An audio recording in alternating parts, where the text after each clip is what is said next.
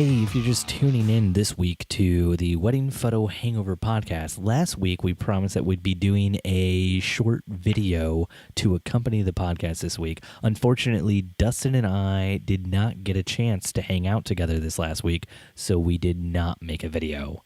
So sorry to disappoint everybody, but still hit us up on YouTube because why not, right? Hey, Steve.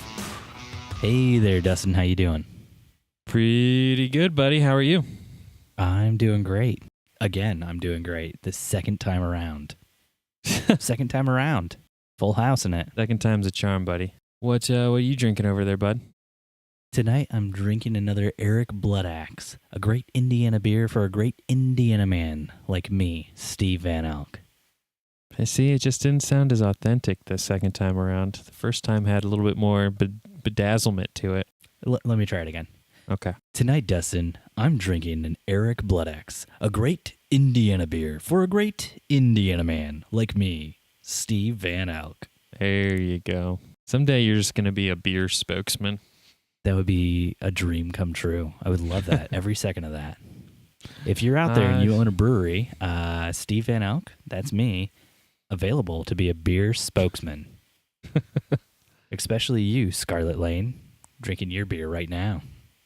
Hashtag Steve is for sale.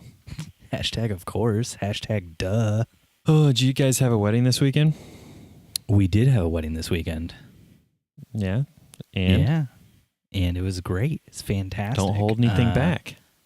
You know, I was super sick. Remember last week where I was like, I'm feeling kind of sick, so I probably shouldn't drink this Eric Blood Axe? Yes, I recall. Drink it anyway. Yeah. Yeah, that did not help. And I was sick on the day of the wedding, and I could barely talk. It was a great day. And there was a period of time throughout the day where we thought that one of our flashes had been stolen. And then it turned up to be on somebody's table, and neither one of us had been near that table or put it down on a table. So we think maybe somebody picked it up, like because we walked away for a second and then placed it on one of the tables that the guests were sitting at. And then when the guests came in, they found it. Yeah. Interesting. It was like a mild panic, huge freak out for the day. But everything worked out. We got the flash back, and we just kept on shooting like nothing had happened. Was it a Yangundo flash or was it a cannon? Oh, gosh. Really? You're going to do that again? Yongnuo. Pronounce it right.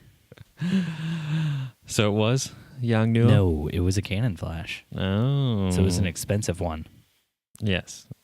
Thus, the freak out was justified. Yeah. Yeah. Yeah. And also, I've still been sick this week, but drinking that Eric Blood Axe anyway because it's too good to let it go to waste, baby. Oh, I am like drinking vodka over there. I saw a clear liquid for you. Vodka every time. Yeah, just vodka. Vodka all day, every day, baby. Man, you're hardcore, Dustin.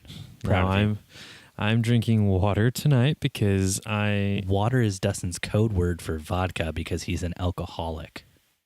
Most wedding photographers who are listening to this podcast. Alcoholic. No, the October month is like the most insane month for us. We shoot for every Friday and Saturday.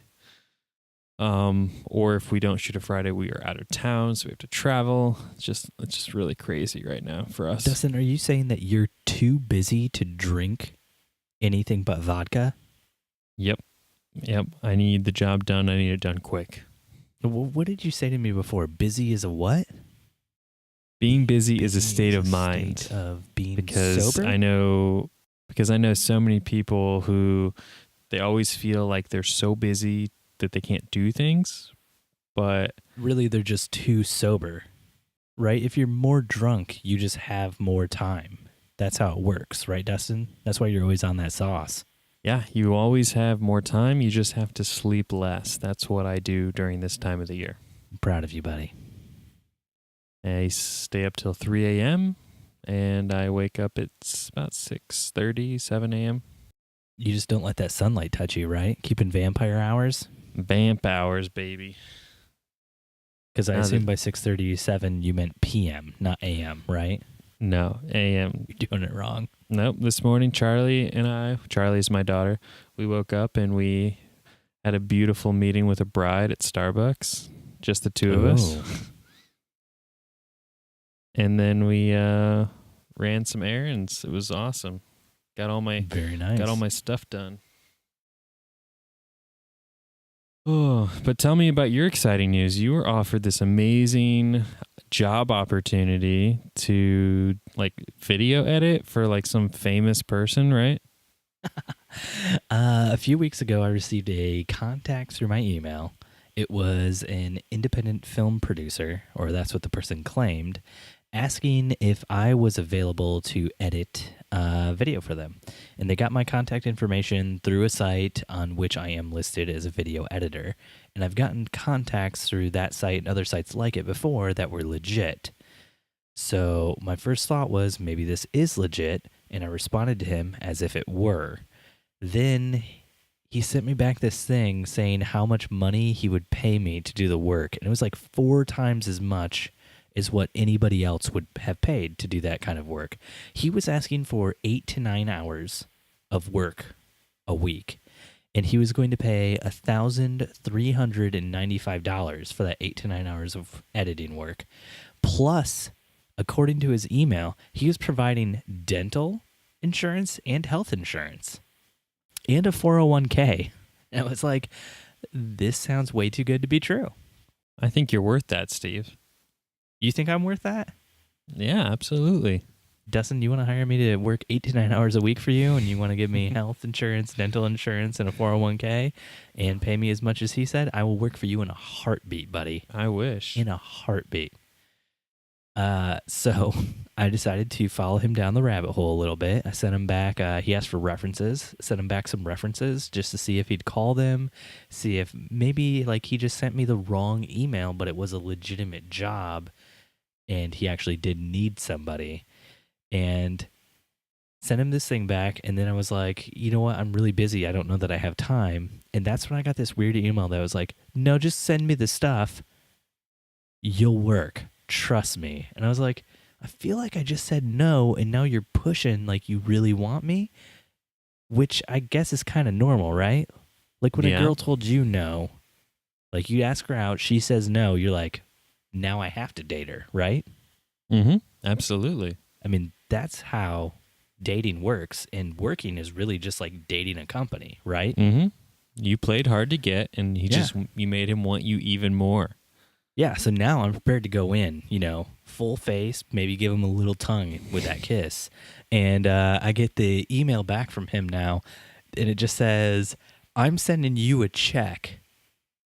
It'll include your first week of pay plus extra money to buy gear for the production.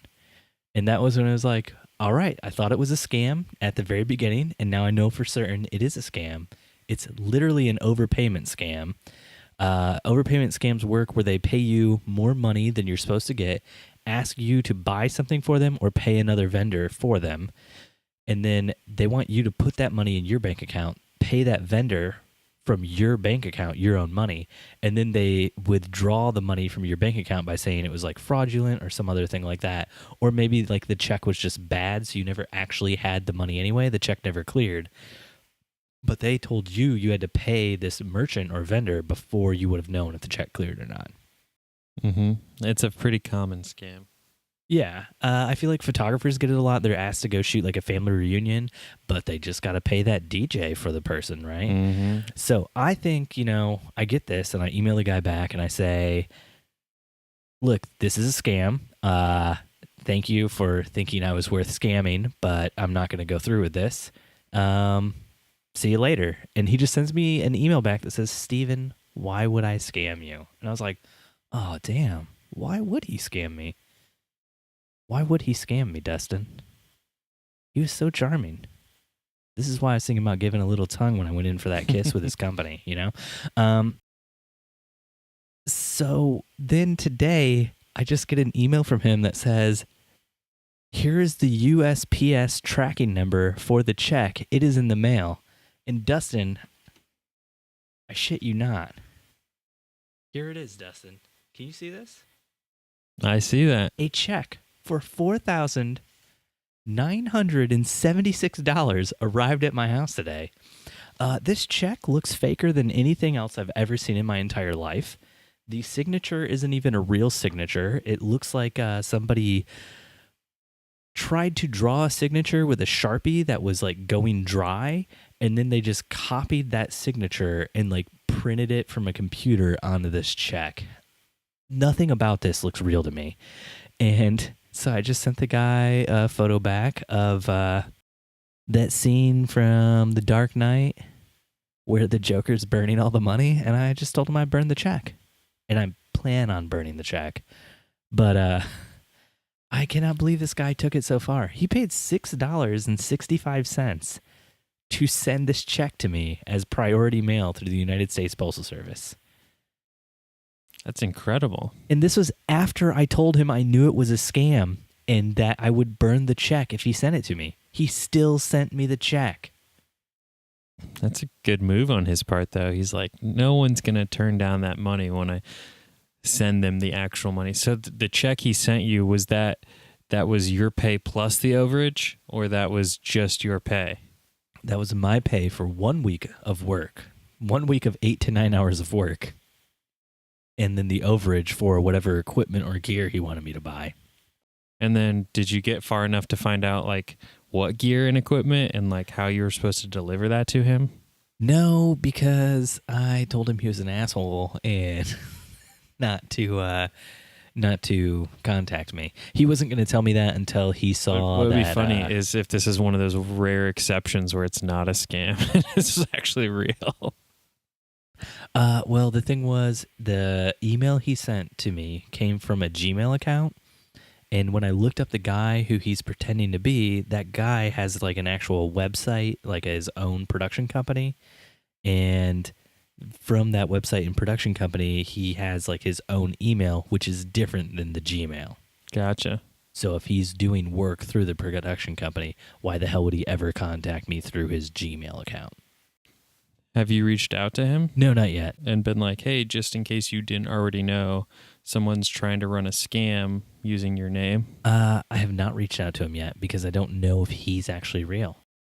The whole thing might be a scam, like his actual email, website, all that stuff. But oh, you think it's really that deep? It might be. This stuff goes pretty deep sometimes, man. Have you listened to like the Reply All episodes where they go to India to like check in with a bunch of scammers and see what's going on? No. Dude, it's layers upon layers upon layers deep. It's ridiculous. Huh.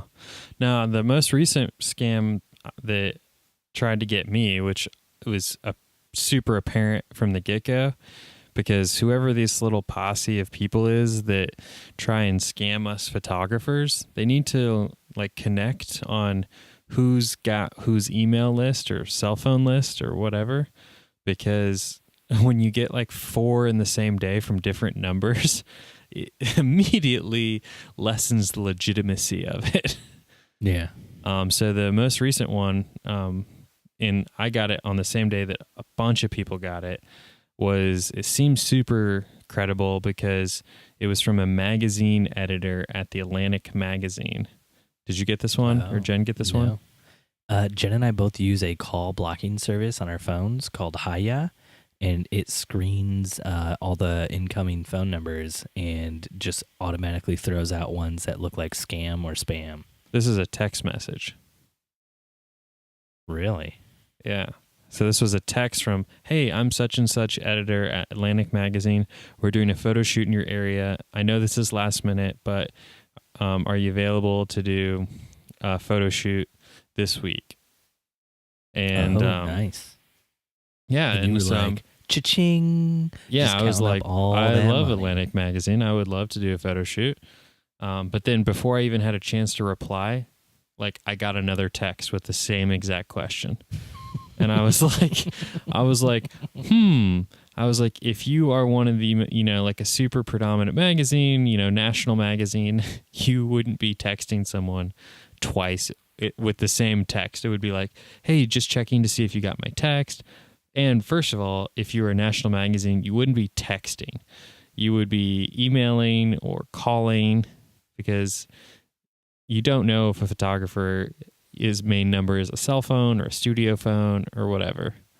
So what happened? Did you follow that rabbit down into the wonder hole, Alice? No, because unlike you who followed the rabbit, my sister had been scammed a couple years ago with this overpayment scam, and she actually fell for it. So that kind of led me to understand how many people are trying to scam us each and every day.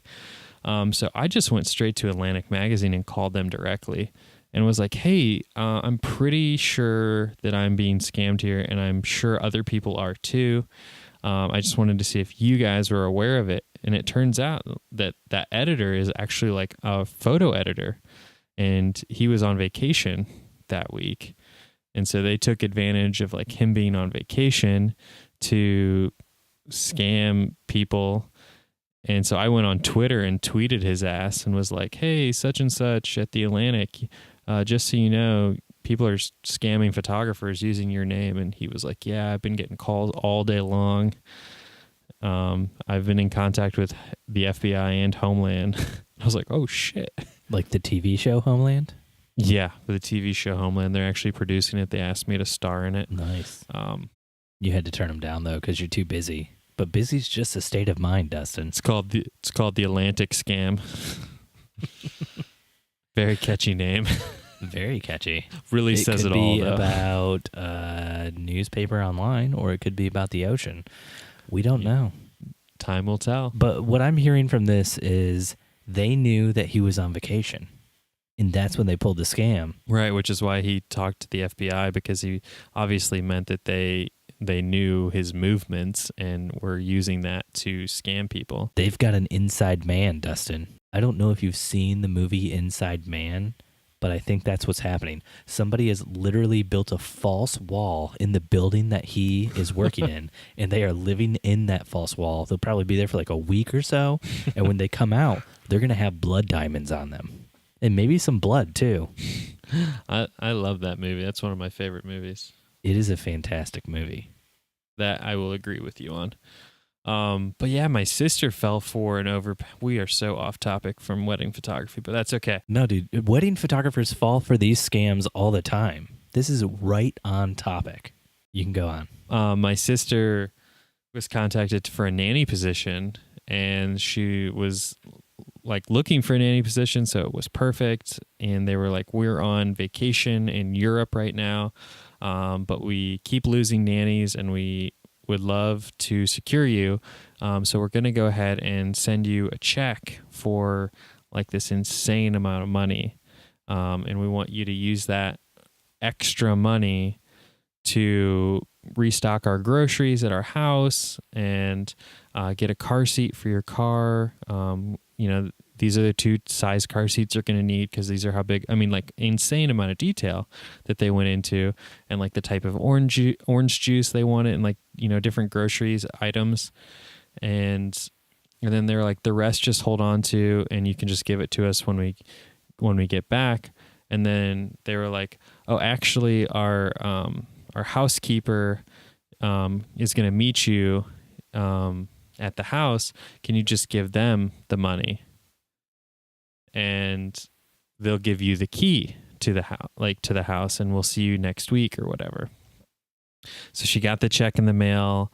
The bank name obviously was, super fake sounding, but she like cashed it. And, luckily we told her not to like do anything. And sure enough, Wells Fargo, who she banks with, called her the next day and were like, hey, that check you cashed was a forged check, and we have a zero tolerance thing here at Wells Fargo. And they actually like closed all of her accounts. And it was going to take like, I think it was like 2 weeks or 30 days, something crazy, before she was going to get a check in the mail from Wells Fargo with her like actual money that she already had in her account. Because they do like this whole like freeze your accounts to figure out like what's going on with the fraudulent check thing. Wow. So it was a nightmare. Yeah. And that is why I'm not putting this check into a bank. I'm going to burn it. I mean, the best thing you could do is go to a bank that you have no relationship with and just open up an account and immediately cash it and wear a fake beard and a wig and then just walk out. Yeah, I'm sure that'll work. I'm sure I won't be getting a call from the FBI or his Secret Service or whatever. Yeah, that sounds great, Dustin. I would love to serve a few months in jail. It'd be worth it. For $4,000? No, it would not. So, Steve, you wanted to talk a little bit about dark venues with no windows, no lighting, black ceilings. We call them the black hole of reception halls. The anus of reception halls. The anus of reception halls. Why do I repeat the things you say? I wanted to talk about this because last week on the podcast, we were talking about capturing receptions, and you mentioned you don't use off-camera flash anymore. Yeah, that is absolutely 100% accurate, Stephen. So we take a different approach. We take a painter into the reception hall the day before, and we have him paint the ceiling white. Yeah, wow. How's that work out for you? Or this new thing we've been doing is where we go in with foam core, and we have them tie little strings to them and drop them. It adds a really nice ceiling accent. It's almost like nice. decor. I don't know. Give me some more of these great ideas, Dustin. Come on, keep them coming. Keep them coming. Do you maybe sometimes just get down on your knees in the middle of the dance floor and you just pray real hard? And then the light of heaven comes down and you shoot by that? I pray to the light God, Steve. Please let there be light in my reception hall. Let the love of my couple illuminate this hall, dear baby Jesus. If you didn't know what Dustin was doing, that's actually a callback to the scamming section of this, because people who talk like that while they preach are scamming you out of money. In fact, if you'd like to donate money to the Wedding Photo Hangover podcast, Are you Bill Clinton now? We will donate to the wedding light gods in your behalf. Let us plant seeds for your wedding future. You send them back some holy water for their wedding day that's been blessed by the hand of God. There's never too many seeds that you can plant for your wedding photography career future. Here at Where the Wedding is this Photo accent Hangover, going? We're drunk on communion wine, blessed by light from God's divine tears. Which is what Dustin calls vodka. That or water. You can tell Dustin's actually drunk tonight. But back on topic. We just jack up our flash and shoot, full power and bounce that shit straight into the black abyss, and it comes back. You stared into the abyss, and the abyss stared right back at you, Dustin? Was that a little Russian right there, Steve? It was terrible Werner Herzog. Terrible Werner Herzog. Oh, man. Don't get me started. But yeah, we just shoot high ISO, high flash power, and we just go with it. We might go through extra batteries, but I have no good reason why we don't do off-camera flash, but primarily because when we did do off-camera flash, there were a few instances that we didn't, and I would ask the bride and groom if they could tell the difference. And there were actually a few situations where we've had like mothers of the brides be like, "Oh, can you do my daughter's wedding photos, but not have like all that flary stuff coming from like the background?" And so we just kind of stopped doing it because we actually felt that they couldn't tell the extra effort that was going into making it look so much better in my mind, but they thought it looked just as good without the extra added work of off-camera flash. And you're running a business. This is not about art. Yeah. No, I know you disagree with that point, but it's about making that money. Ka-ching! I'm in this business to make wedding photos for my clients, not wedding photos for me. I don't follow you there. I only make art for myself, Dustin. I'm not making art, Steve. I'm what they call a purist. Actually, when Jen and I shoot weddings, we actually print all the photos off, and then I just I take all the canvases, and I just cut myself open a little bit, right in the palm there, just like Jesus on the cross where he was crucified. And I put a little bit of that blood into every single one of the canvases before we send them off.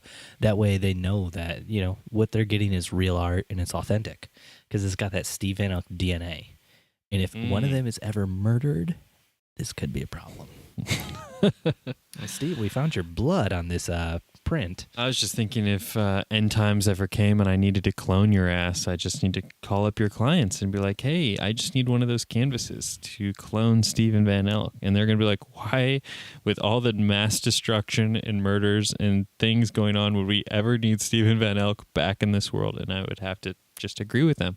No, you would say for the podcast.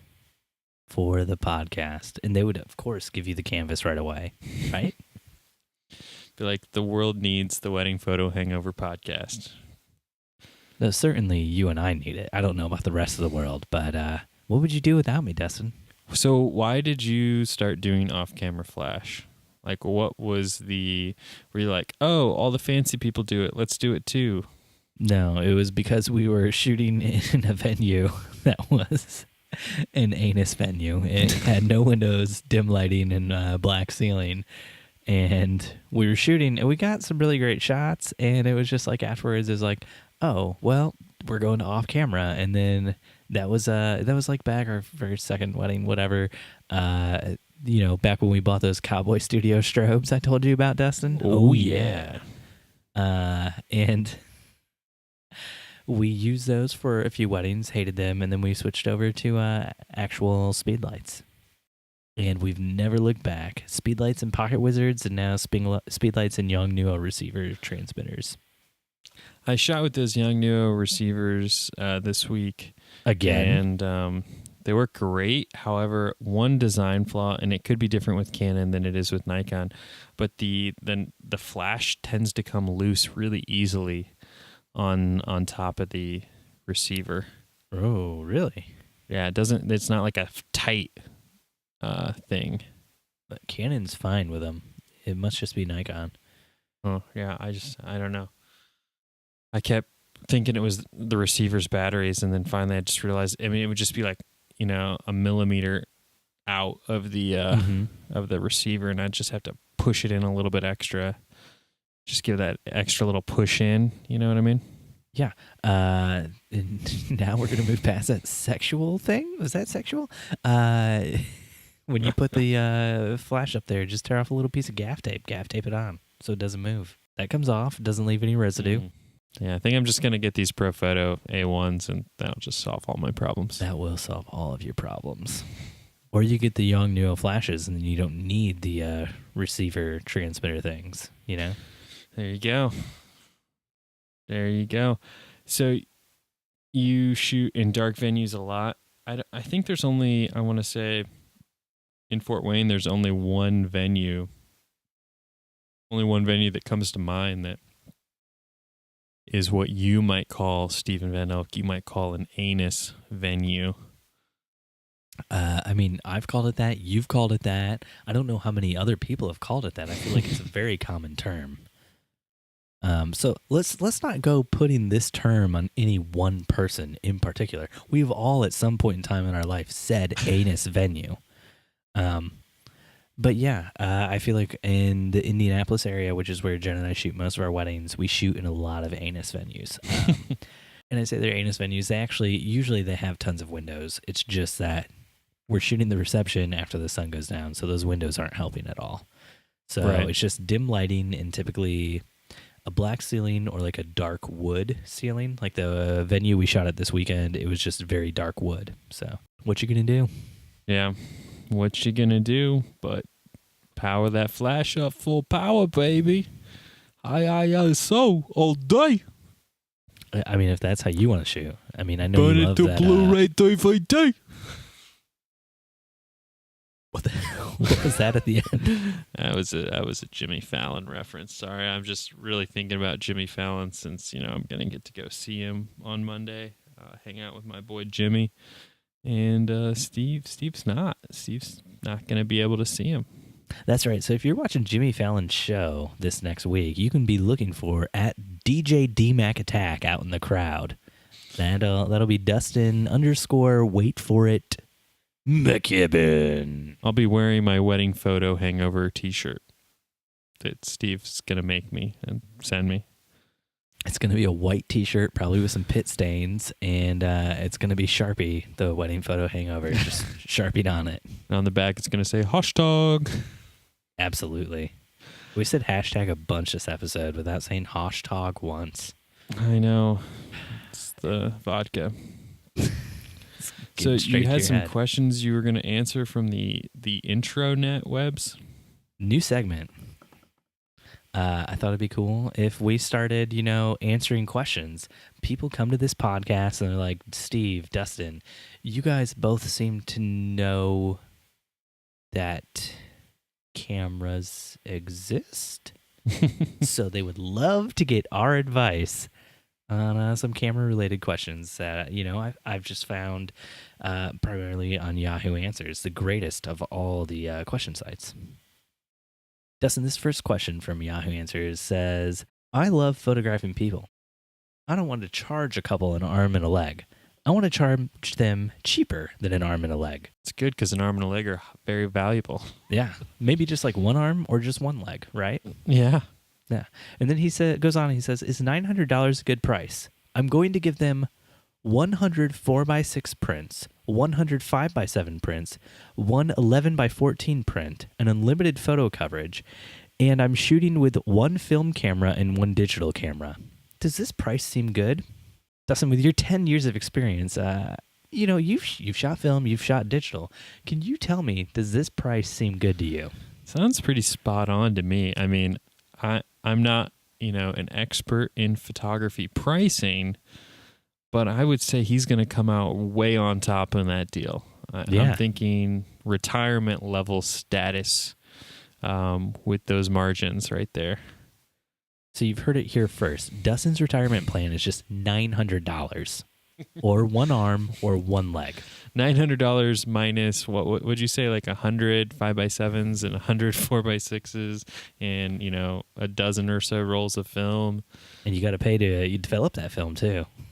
And developing fees, which are actually pretty pricey. It all depends on if he's doing it at like Walmart or, somewhere reputable. But it also depends on like what the couple's expectations is on what this person's doing. I mean, let's get real for a second. We just met with a couple, I think yesterday, 2 days ago, and they said that they had met with a photographer who actually told them that the expectations were, after they paid thousands of dollars and, shot the wedding and everything, that they could expect to receive like 50 photos, 50 to 75 pictures. And that was all that they would get. From an entire day shooting a wedding?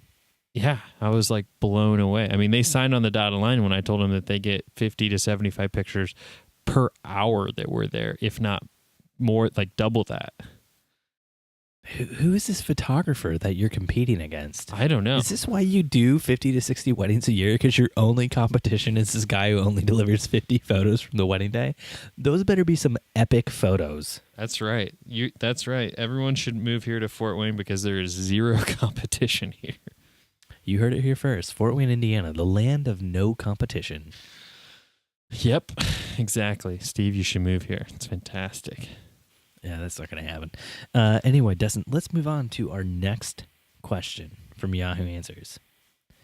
Well, hold on. Let's back up. So how should a new photographer getting into wedding photography, how should they approach pricing? $900 would not be terrible for a new photographer if he wasn't shooting with somebody else, wasn't selling, including prints into that pricing, and wasn't developing a ton of film. Like if you are just doing your very first wedding ever and you can get it in at like 6 hours, I would say $900 is reasonable as a starting point if you've never done a wedding before. Yeah, I would agree. I would say that $900 is great. But you need to make sure, and this is something we even do today, expectation management on a wedding day is crucial. It's everything. The bride and groom need to know what they're going to expect to receive from you at the end of the day. And if you can't guarantee those expectations, then you have to charge accordingly. So if it's your first rodeo, I would do, like, when we shot our first wedding video, we came into the bride and groom and we said, hey, we're really interested in getting into video and we want to do it for free for you. And she was like, really? You want to do it for free? And I was like, yeah, absolutely. We'll shoot the video for free.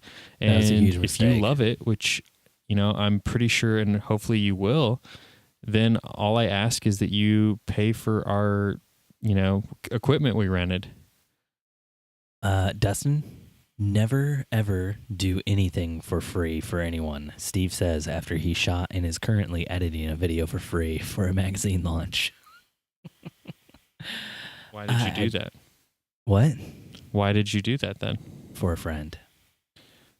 But you shot video and edited video before, so this would be the absolute very first time we've ever shot video. Yeah, I would have said even your first time, you could have just told them $500 and they probably would have been like, holy crap, $500. Everybody else we've talked to is at least at $1,000 bare minimum. No, because you're misunderstanding the situation. They weren't actually interested in video. We were doing their photography. And so they had no interest in video even after I tried to sell it to them. And I was like, hey, listen, this is a February wedding. My video crew has nothing else going on. I was like, we'll do it for free. And if you love it, then pay us $500. If you don't love it, then, no skin off your back. We get to use it as a portfolio piece and you get to watch it online whenever you want. So you just are out $500. Yeah, so essentially, I was paying for the cost of building a portfolio, which I don't think there's anything wrong with that. No, there's nothing wrong with that, I guess. I still would have tried to charge money, even if it was my first time. Yeah. You got to go in with that ka-ching in your mind, man. Ka-ching, ka-ching, ka-ching. It's not all about money for me like it is you, though, Steve. I'm sorry, I couldn't hear that because you weren't speaking into the microphone. Oh man. But yeah, so if you're a new photographer out there trying to get started, I think you can charge whatever you feel your time is worth and then just slowly build from there. If you want to start at say like $500 and then, you get 3 weddings under your belt and you feel super confident and everyone's knocking down your door to book you, then, double your price, do it at $1,000. But you have to be able to feed yourself and clothe your family. So make sure you can live at the same time or get a second job or do what you got to do. Whatever you have to do to undercut the professionals working in the business already, to devalue the work that everybody's doing so that you can get your foot in the door, so then you can start making that money. And then you can start complaining about those people coming in and undercutting you and devaluing your work. Right, Dustin? That's how it works. Exactly, Steve. It's a vicious cycle. I will say this. The first wedding I ever shot, I did for free. See? Video-wise. I wouldn't even say that. First wedding I ded, I got paid. So, booyah. It was for my cousin. So, yeah.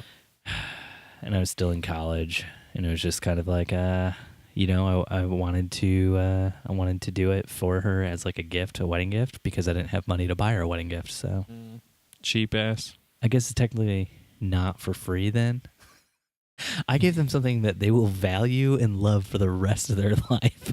And you're calling me a cheap ass. I put more thought and work into that gift than anyone else at their wedding put into a gift for them. I'm just putting my chips on the quality of those photographs. All right. You ready for this next question, buddy? Yes. All right. Full question right here. No context. I'm excited. Is this just for good? the record, I have not heard these questions previously. Oh, no. Steve is just throwing these at me. Is this good if by camera online? Okay, wait. Is this one more time? Give it to me one more time. Is this good if by camera online? The answer is yes. All right, next question. I'm sorry, that was my favorite one. Because it makes no sense. Absolutely. All right, this next one, I have a feeling you're going to love. I was on Facebook and some idiot tried to eat a spoonful of cinnamon, and I want to do something funnier on camera for Facebook. LOL. I'm always bored because I'm on probation. LOL. What are some funny things to do on camera? Do a video podcast. So are these photography related questions? They have something to do with video and photo cameras. Because this sounds like more of like a prisoner hotline podcast episode. That's right. Hotline bling. Hotline bling. I could only mean one thing, Dustin. Oh, I know. Look at that. Look at that blood axe. I'm taking it down. Taking it down tonight. You know, I've been thinking about it. Last week I said that there are red lightning bolts coming from the sky on the label of this Eric blood axe. Mm-hmm. Now that I'm looking at it, I think what we're seeing is a Viking covered in blood standing in front of a sea of blood, and we're seeing blood lightning bolts coming down from the sky. I think that's the really only real way to interpret this. It's blood lightning. It's pretty gory beer. Delicious and gory. I mean, it's like drinking blood. You'd love it since you're a vampire. So you can't think of any funny things to do on camera, though, Dustin? I can think of plenty of funny things to do on camera, Steve. The question is it worth my time to talk about them? Is 100% worth it. You're at a wedding, and your client is like, Dustin, I want to do one funny picture. Boom. What do you say? I always tell them to dance. Oh, does that work? Yeah. Do they dance like goofy? Like, are they doing like lawnmower, like shopping cart, sprinkler? How are they dancing? It's typically what's the arm thing where you're like doing one of these little games? Like wavy arms? Yeah, like wormy arms, wavy arms. Like you're an inflatable man at a car. I don't know. Do I look like a dancer, Steven? You look like an inflatable man at a car lot. Inflatable. Come on in, it's Dustin. Exactly. Works every time. See that big smile I got out of you? That's huge pure smile. Authenticness I want in my photographs. Yeah. I'm glad to hear it. I'm proud of you. I don't do anything better than that. So yeah, you're great. You're golden. You're golden, boy. Oh, thanks, Steve. I just want to be a golden boy. Okay, that's it for this week with crazy questions from the internet. Roll the music. Crazy. Was there anything else we wanted to sing it for me, Dustin? Come on, really make it good. Oh, that was our producer, Jose over there. He was rolling the tunes for us. Thanks, Jose. Can we get Jose to roll the tunes again real quick? Jose, cue it up. Let's go. Crazy question, internet. Very nice. Very nice. I like that. Thanks, Jose. Notice Jose has zero accent. He's actually not Hispanic at all. Oh gosh. Really? Is he Spanish maybe? Hey, Jose. This is going down a rabbit hole that we don't have time for. Into your racism. All right. What else do we have on tap for tonight, Steve? Dustin, we've been recording for quite some time now. It's episode 9. The big 9-0. No, just 9. 9.0. Gotcha. Should we remind people about our ever elongated contest? You absolutely should. Hey, Dustin, can I get you to nail down a price on that Amazon gift card? Absolutely, Stephen. I talked to the director of this podcast and the CEO, and they got back to me last night, and they said we are authorized to give 50 Amazonian dollars away. That's real Amazonian currency, not Bitcoin, Amazonian coin. That sounds great, Dustin. I'm glad that we finally were able to pin down our, what'd you call me? Director and CEO? Is that my new title? Oh, Steve, you're so funny. Director, CEO, producer, editor, and you are Dustin and Jose. Dustin and Jose. That's the name of my memoirs. I would read those memoirs. Yeah, you would. So yeah, contest is as follows. It is super simple, super easy, pretty hard to screw up. Steve and I are looking to encourage and elongate, that's the word of the night, our reach with iTunes. And iTunes doesn't naturally do that without a plethora of 5-star reviews on iTunes. What's a plethora? Plethora? A plethora is a word that means I think 10 million. So that's the number we're after. So okay, just checking. And I'm going to throw an Audible into the contest for every entry, if you will, that you put into this contest, which is a 5-star review with a actual verbal review. Like you actually have to write something beautiful about Steven and I, or things you like or love about this podcast. Or just something beautiful about Steven. Or Dustin. No, and just Steven. A plethora of beautiful things about Steven. And so you post that, then you slide it into our DMs on Instagram or Facebook. Slide in. Or Twitter, because Steve checks that from time to time. And you just say, hey, yo, I'm...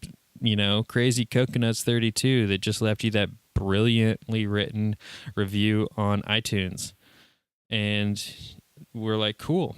And we're going to draw in the next episode from the people who leave iTunes reviews. And that's it. It's so simple. So get them in and get them in fast because we're recording the next episode within, like 24 to 48 hours after you listen to this one. You got to be on top of it. You want to get that money. Get that money. Ka-ching. Ka-ching-a-ding. Yeah, and can we add a little caveat, a little bonus to this contest? A little creme de menthe on top?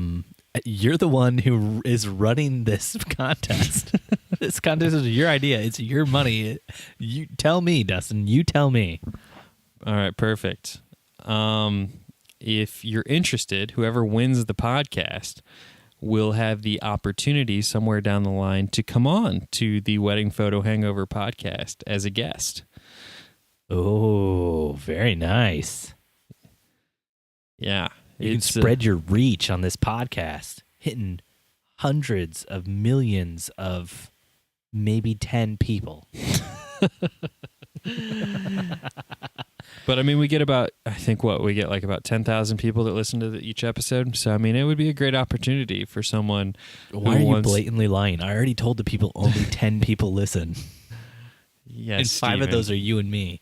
Steven, you can exaggerate all you want, but we would really, really appreciate the feedback and the following on Instagram and Facebook with your questions and feedback so that we know the direction you guys. This is a choose your own adventure type podcast where we would love to know what you guys want us to talk about. A real choose your own adventure. So if you're just following along, this is your very first week. We got a question for you. There is a ring, a flute, and a pine cone in front of you. Which one do you pick? If you pick the ring, turn to page 55. If you pick the pine cone, turn to page 65. And if you choose the flute, you're dead. Steve's going to stick it up his butt. Whoa. I might stick it into an anus venue, not sticking it into my butt. I hope you don't call this episode Anus Venue. I'm not going to call it that. I learned my lesson last week when I called the episode the Instagram Honey Dick Conundrum, and then it got taken down off of iTunes, and I had to change the name to get it put back up. Oh, sensory. Yeah, we lost, according to you, how many tens of thousands of hundreds of millions of listeners? Yes. Just in that few seconds where it wasn't on the iTunes store. Jose, how many people listen? Jose is telling me we had 9,500 last week. So, yeah, we were definitely down from our typical. Jose, much like Dustin, which is also Dustin, is a liar, but that's great. I'm glad to hear Dustin's excited. He's pumped up. He's got some pep in his step. You know, we're gaining new listeners every week, and I just want to say from the bottom of my heart, thank you to everybody who listens to this great podcast. Dustin and I don't do this because... Wait, why do we do this? We do this because Steve and I would frequently have these conversations anyways, and we found them entertaining enough that we thought you might find value in them. Wow, I was baiting you. I was really hoping to see. I was going to say we don't do this to make money or to profit. And I was really hoping when I just paused and said, why do we do this? You're going to be like, to get that money. Oh, I'm pretty sure that anyone who listens to this is going to be like, there's no way they're going to ever make money off this podcast. By the way, this podcast is brought to you by... No, I'm just kidding. By Eric Bloodaxe in Anus Venues. I just wanted to pause the podcast for a second, guys, to tell you about this great product called FreshBooks. FreshBooks is this great platform that sponsors any podcast ever. And I couldn't tell you what they do because we don't use them. And it could be a piece of fruit. It could be a book. I don't know. Anyways, back to the podcast. FreshBooks keeps your books for you, man. Come on. You got to get on that. Listen to those podcasts. Oh, I have shelves for those. You have chefs for those? Shelves, Steve. Bookshelves to hold my books, keep my books. Bookshelves, which were built by French chefs, of course. Yes. As we all have. What other kind of shelves do you buy, Steve? Not the Swedish kind. It was an IKEA joke. Wow. So, thank you guys all so much for listening. You can find us on Instagram at Wedding Photo Hangover and on Twitter at WedPic Hangover because Twitter limits the number of characters in your handle. And last but not least, you can find us on Facebook at Wedding Photo Hangover. If you want to follow Dustin or Steve individually, you can find Dustin on Instagram at DJDMacAttack. And you can find Steve at Steven Van Elk. Thanks for listening, and we'll see you next time your head is pounding, your limbs feel like dead weight, and your entire being is aching for the sweet embrace of death. That's right, next Sunday after you shoot another wedding. Good night, Steven. Oh, you didn't want to correct me on your Instagram user account? No. Dustin _ wait for it, McKibben. Good night, Steven. Good night, Jose. Jose, get away from the mic. Good night, Steve. Have a good one. Good night, Dustin. It has been a pleasure talking with you tonight. I can't wait to meet you and see you on cue the episode... music. Cue the music. Cut Dustin off. Quick. Go.